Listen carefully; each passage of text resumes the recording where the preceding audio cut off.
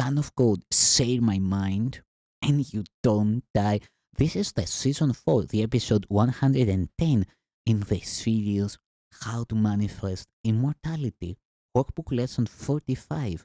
And the idea we are going to practice today is God is the mind with which I think.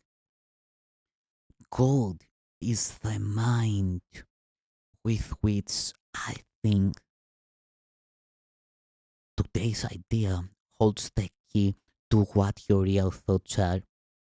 They are nothing that you think, just as nothing that you think you see is related to vision in any way. There is no relationship between what is real and what you think is real. Nothing that you think are your real thoughts resemble your real thoughts in any respect. Nothing that you think you see bears any resemblance to what vision will show you. You think with the mind of God. Therefore, you say your thoughts with Him as He says He is with you. They are the same thoughts because they are thought by the same mind. To say is to make alike or to make one. Nor do the thoughts you think with the mind of God leave your mind, because thoughts do not leave their source. Therefore, your thoughts are in the mind of God as you are.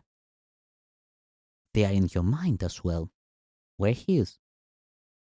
As you are part of His mind, so are your thoughts part of His mind. Where then are your real thoughts? Today, we will attempt to reach them. We will have to look for them in your mind, because that is where they are. They must still be there, because they cannot have left their source. What is thought by the mind of God is eternal, being part of creation. Our 3 5-minute practice periods for today will take the same general form that we used in applying yesterday's idea. We will attempt to leave the unreal and seek for the real. We will deny the world in favor of truth. We will not let the thoughts of the world hold us back. We will not let the beliefs of the world tell us that what God would have us do is impossible.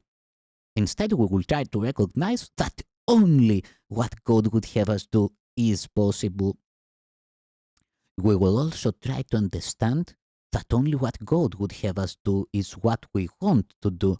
And we will also try to remember that we cannot fail in doing what He would have us do. There is every reason to feel confident that we will succeed today. It is the will of God. Begin the exercises for today by repeating the idea to yourself, closing your eyes as you do so. Then spend a fairly short period in thinking a few relevant thoughts of your own, keeping the idea in mind. After you have added some 4 or 5 thoughts of your own to the idea, repeat it again and tell yourself gently, my real thoughts are in my mind. I would like to find them. Then try to go past all the unreal thoughts that cover the truth in your mind and reach to the eternal. Under all the senseless thoughts and mad ideas with which you have cluttered up your mind are the thoughts that you thought with God in the beginning. They are there in your mind now, completely unchanged. They will always be in your mind exactly as they always were. Everything you have thought since then will change, but the foundation on which it rests is wholly changeless. It is this foundation towards which the exercises for today are directed. Here is your mind joined with the mind of God. Here are your thoughts one with His. For this kind of practice, only one thing is necessary. Approach it as you would an altar dedicated in heaven to God the Father, and to God the Son. For such is the place you are trying to reach. You will probably be unable as yet to realize how high you are trying to go. Yet, even with the little understanding you have already gained, you should be able to remind yourself that this is no idle game, but an exercise in holiness and an attempt to reach the kingdom of heaven. In the shorter exercise periods for today, try to remember how important it is to you to understand the holiness of the mind that thinks with God. Take a minute or two as you repeat the idea throughout the day to appreciate your mind's holiness.